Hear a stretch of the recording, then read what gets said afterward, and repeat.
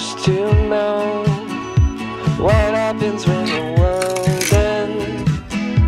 At least this is an okay bar for running into you. It's an awful house, and I wanted to get you out.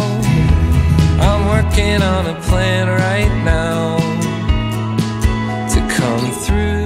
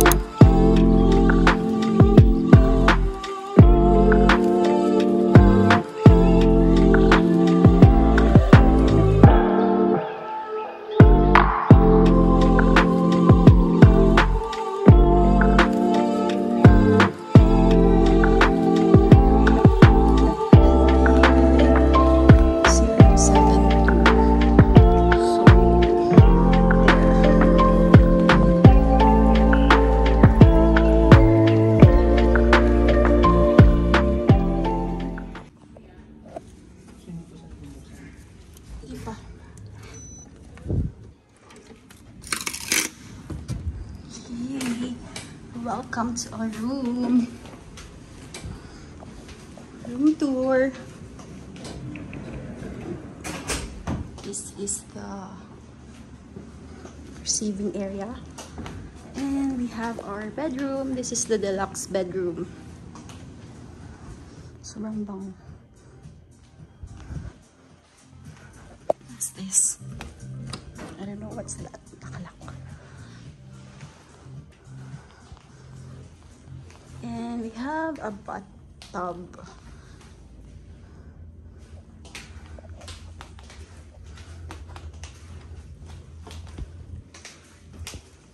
Oops. So this is the toilet. Yan. Automatic siya. And the other one is the shower area.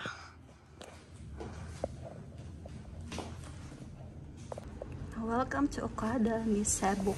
Get started. Easy control.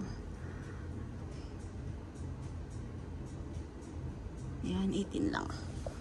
There's HBO, National Geographic, CNN, GMA. Di ko lang alam kung may Netflix. Ano bang gusto mong panoorin? HBO na lang. Ayun na lab. Uy, nakaharang yung mga stuff. May ligo ka ba? Oo, tiri.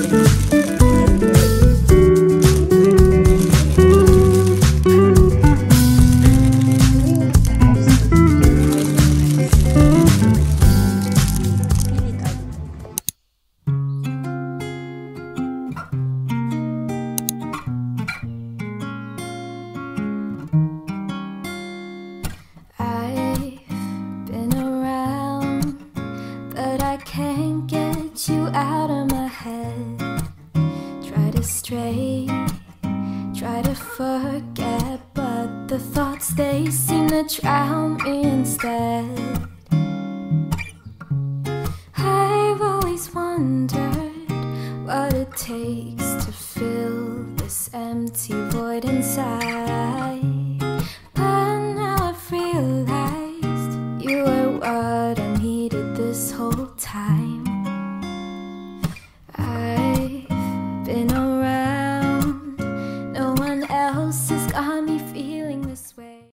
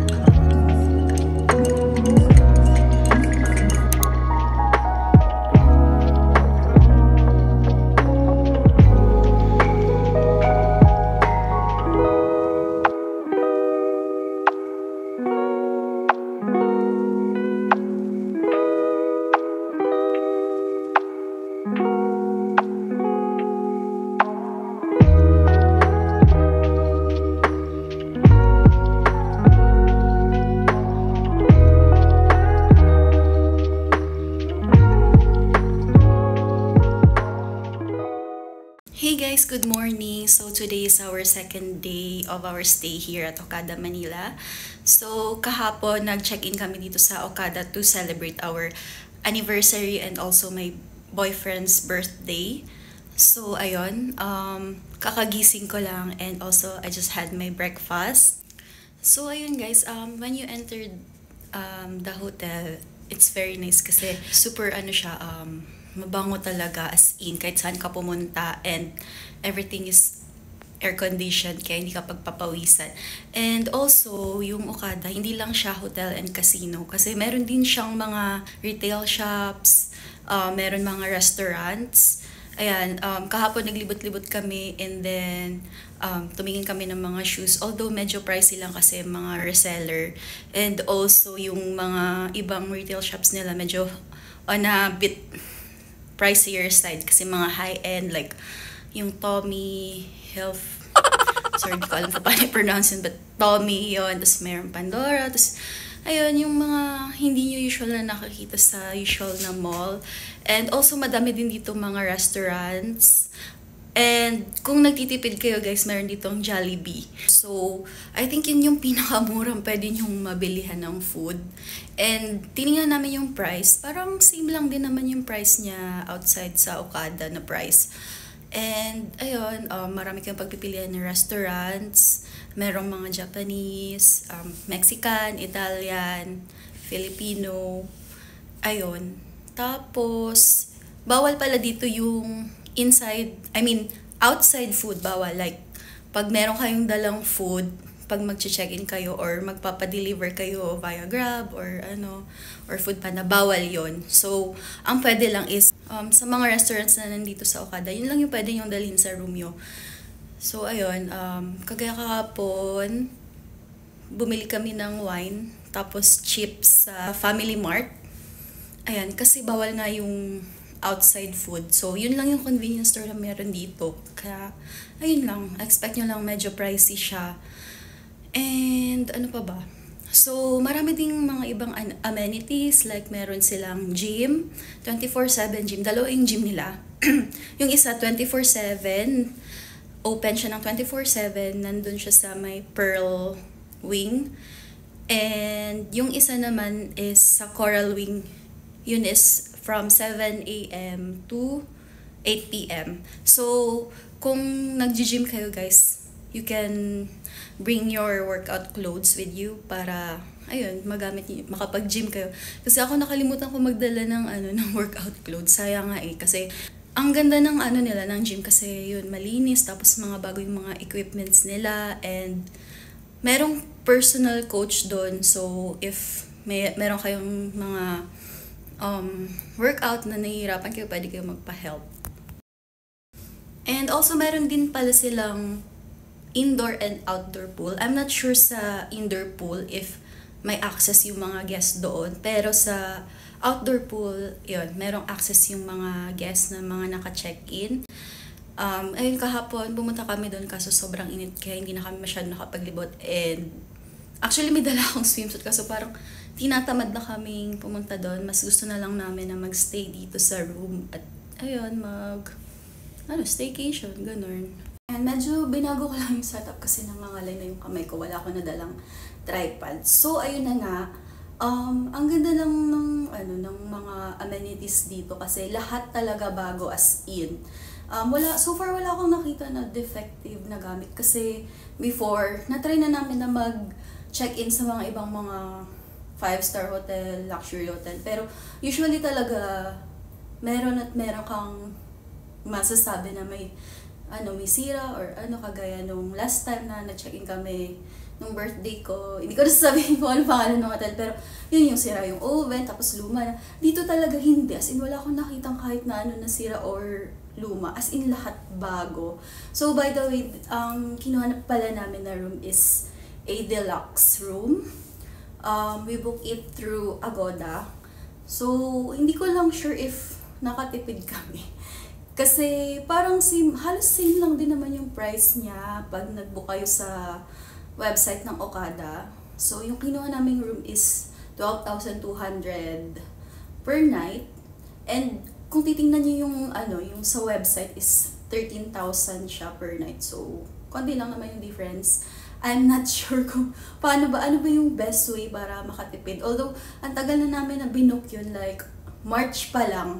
So, dapat kung iisipin, di ba, dapat medyo mas lower yung price niya kasi ang tagal na nga siyang nabook in September. So, kung meron kayo guys dyan mga tips kung ano magandang gawin para makamura ng pag-book, just let me know in the comment box section below. So, ayun, what I like about our room is, ayun, super mabangos. Very spacious siya, kahit na deluxe room lang yung kinuha namin. Super laki ng bed, and also yung pillow is memory pillow siya and super comfy. Tapos lahat dito automated. Like mako-control mo using their iPad. Ayun, yung lights, yung curtain, yung aircon, and then the TV. Yun, mako-control mo siya using the lights. And also, ang ganda ng CR nila, napaka-spacious. Sana ganito yung CR ko pag nagkaroon ako ng bahay. Meron siyang his and her sink, and then may vanity mirror, and also yung toilet nila, ang ganda kasi, yun nga, diba, yung sa Japan, very automatic siya. Like, pag open mo ng door, mag-o-open na din yung lid ng ng toilet, and also yung bidet niya is built-in na. So, meron kang pipindutan sa gilid kung gusto mo ng bidet, yun, pag mag-wash ka. And also, pwede mo din pindutin yung, yung dryer para mag-dry. Ayun, ang ganda lang, ang galing kasi ang high-tech. And also, what I like most about our stay here in Okada is their customer service. Sobrang galing ng customer service nila kasi pag may request ka, tatawag ka lang, and then after 5 minutes nandiyan na agad sila. Kasi yun nga, based on my prior experience sa pag-book namin sa mga ibang mga luxury hotel, halimbawa may mga request kami, aabutin siya ng napakatagal, 30 minutes, gano'n, or magpa-follow up ka pa. Dito as in talaga super bilis, sobrang ganda talaga ng customer service nila. And ayun, sobrang ganda ng stay namin dito. For me, it's a 100 out of 10. Ayun, ganun siya kaganda. And napaka-luxurious talaga niya, yung feeling mo. And yung mall nila, para kang nasa ibang bansa, ganun yung feels. Ayun, sana makabalik pa kami dito, fully with my family, ganyan. And super highly recommended. Tip lang pala guys, baka kasi mabigla kayo pag check-in nyo dito. Aside dun sa booking fee na binayad nyo, pagdating nyo dito, when you check-in, hihingan kayo ng 5,000 pesos for security deposit. Make sure meron kayong cash. Kasi mas maganda daw pag cash yung ibibigay nyo kasi para maibalik lang siya sa inyo agad. Yung security deposit, binabalik siya upon check-out if wala kayong damage. Ayun. Iwasan nyo lang na makasira or makabasag or madumihan yung mga beddings nila. Kasi sayang ng 5,000 para makuha nyo pa ng buo yung 5,000 pesos.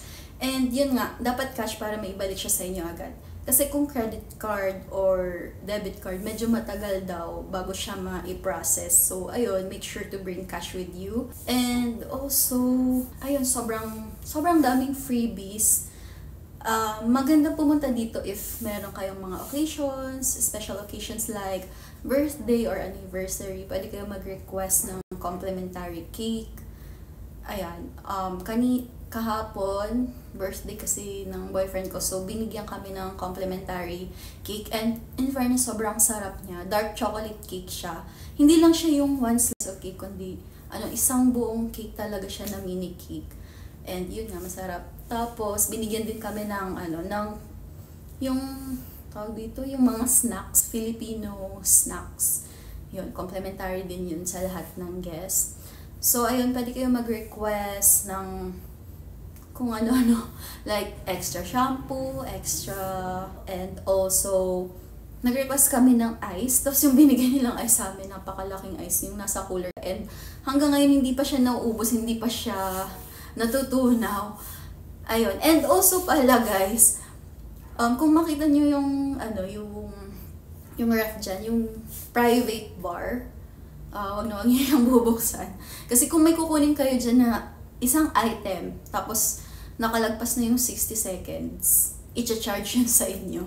So, ayun, never talaga namin binuksan yung private bar kasi hindi namin sure kung gaano ba kamahal yung mga drinks dyan. So, ayun, bumili na lang kami sa Family Mart ng wine. Ayun, and ano pa ba?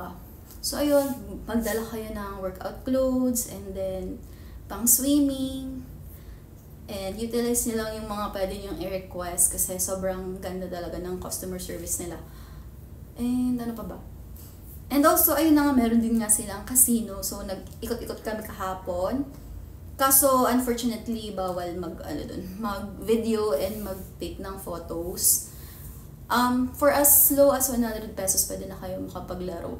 So, yun, ang ginawa namin, naglaro lang kami sa slot machine kasi wala kaming ibang alam laruin. Hindi naman talaga kami nagkakasino. And natatakot kaming mag-bet dun sa totoong casino na game kasi yung mga naglalaro dyan, mga magagaling din, tapos mga foreigner, yung halata mo talaga na yung mga matagal na silang naglalaro. So, nakakatakot kasi syempre yung mga binebet nila dun is sobrang lalaki na. And syempre, gusto lang naman namin ma-experience pero ayaw namin na maubusan ng pera. Kaya hindi na namin trinay na maglaro ng totoong casino. So, ayun, mas maganda sana kung magpa-member kayo dun sa Circle Rewards ba yun? Kaso lang, hindi kami nakapagpa-member kahapon kasi sobrang haba ng pila. Pero maganda yun kasi para siyang SM Advantage card. Like, pag ginamit mo siya, may points ka, and then, pag na-accumulate mo yung points niya, pwede mo siyang ipapalit for set. Ipapalit, di ko lang alam kung ano yung mga pwedeng ipalit. Parang yung hotel stay yata pwede. Tapos, may mga discounts and mga discounts sa hotel booking and then sa restaurants. And lalo na pag birthday, meron siyang mga pa-free birthday cake sa mga restaurants ng Okada, and also, ayun, mga discounts. Ano pa ba? Basta ayun, marami siyang perks. Tingnan nyo na lang sa website ng Okada. Yan, lalagay ko dyan. So far talaga, yung sasabi ko lang is super happy ako dahil na-experience namin na magstay sa one of the luxurious hotel here in, I'm not sure if in the Philippines lang ba. Sana makabalik pa kami dito, hopefully. And by the way, yung maganda pala dito is free parking siya kahit kahit bibili lang kayo dyan, mag-shopping lang kayo. Free parking siya for everyone. So, ayun, the best.